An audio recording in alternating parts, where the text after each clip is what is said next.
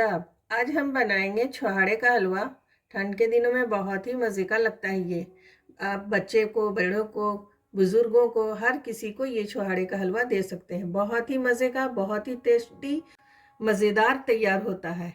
तो चलें इसे बनाना शुरू करते हैं। छुहारे का हलवा बनाने के लिए मैंने यहाँ पर लिया है 250 ग्राम छुहारा।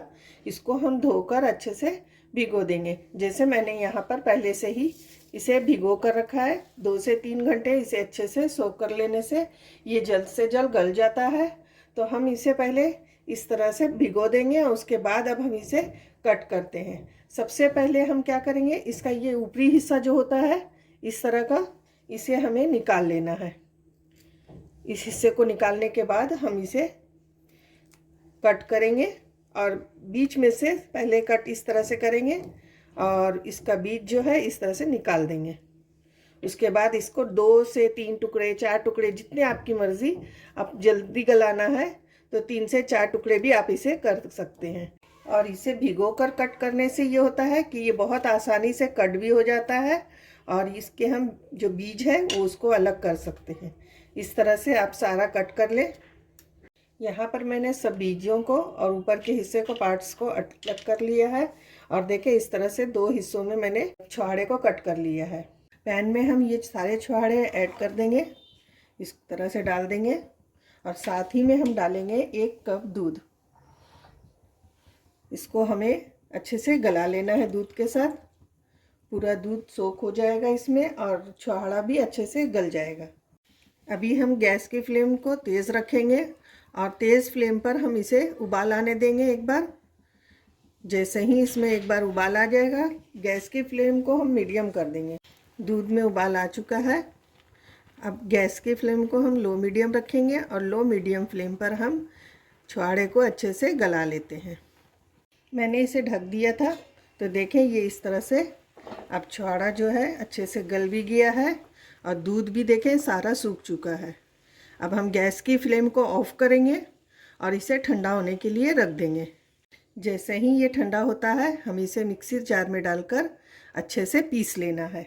छुहारे को ठंडा होने के बाद देखें इस तरह से मैंने इसे पीस लिया है। बहुत अच्छी तरह से ये पीस गया है। और देखें यहाँ पर मैंने एक पैन रख दिया है और पैन में हम डालेंगे 2 टेबल स्पून घी, 2 टेबल स्पून इस तरह से।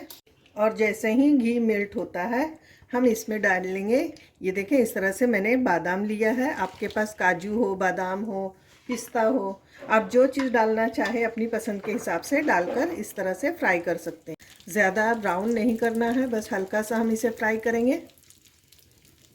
और देखें ये हल्का सा हमने इस तरह से फ्राई कर लिया है। अब इसमें हम डालेंगे जो हमने पीस कर रखा है छुहारा, वो ऐड करेंगे सारे छुहारे को और इस तरह से हम इसे अच्छे से मिक्स करके 10 से 12 मिनट तक इसे अच्छी तरह से भून लेंगे।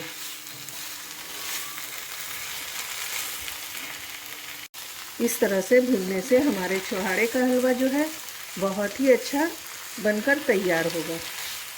खूब अच्छी तरह से भूनेंगे तो टेस्ट भी उतना ही अच्छा आएगा। आपको ये रेसिपी कैसी लग रही है? अगर अच्छी लग रही है तो झटपट से इसे लाइक और शेयर ज़रूर करें। और हाँ, आप अगर मेरे चैनल पर नए हैं तो सब्सक्राइब करना नहीं भूलिएगा